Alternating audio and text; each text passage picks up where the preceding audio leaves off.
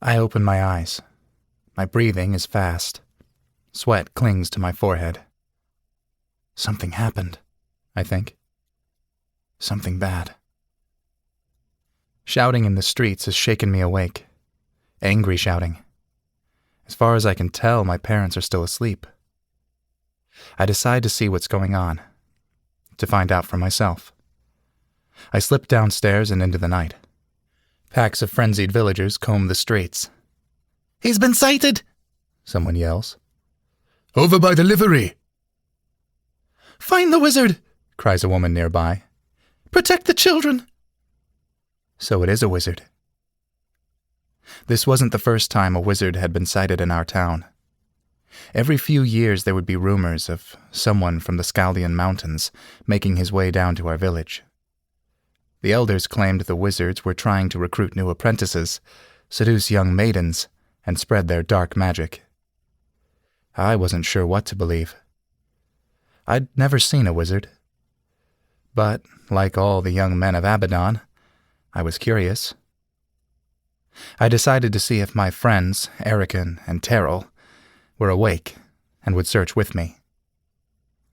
All of us were 16, and I figured that together we could handle a wizard. I slipped along the edge of our house into a side street. A pale crescent moon ruled over Abaddon that night. Bats skittered along the edge of the light, cast by the torches and lanterns. A few faint stars peeked down, but seemed to keep their distance, as if they were afraid to come any closer. Though still summer, the air was unseasonably chilly. I passed another row of houses. Only 2 more streets, and I'd be at Terrell's house. A few people rode past on horseback, but mostly folks moved on foot, in small clusters, carrying pitchforks, scythes, and knives. Most of the faces I glimpsed in the moonlight looked afraid. I took the shortcut between the blacksmith and the shoemaker's shops. As I neared the alley between the 2 buildings, I heard a voice. "There you are." I froze. "Who's there?" A tall man with a snowy white beard stepped out of the shadows. I didn't recognize him as one of the men from our village. "You're Kadin, aren't you?" He spoke with a smooth confidence that was almost hypnotic. "I was sent to find you." He wore a foreign-looking tunic of strange, tightly woven fabric. "You've been chosen." My heart began hammering inside my chest. I thought of running, but he'd stepped closer, blocking my path.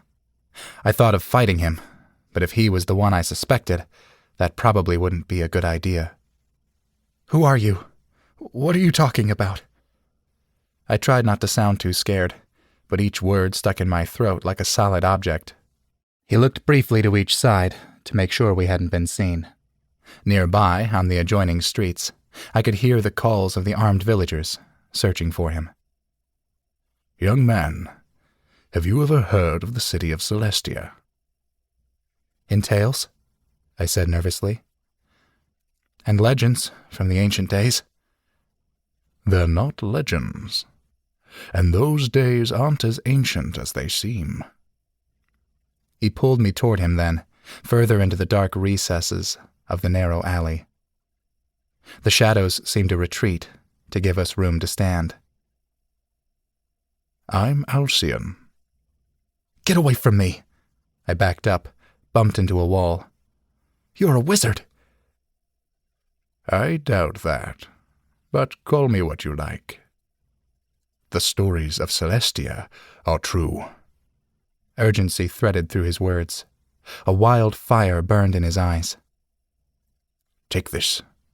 He handed me a brown, leather-bound book, old and worn. On its cover was a drop of crimson. I'd heard of them. We all had.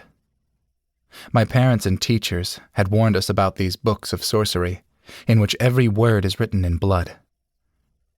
The elders of Abaddon had long ago banned them, for, as far as my father told me, they were filled with dark tales and strong magic. I stood paralyzed in fear as the wizard slipped the book into my hands.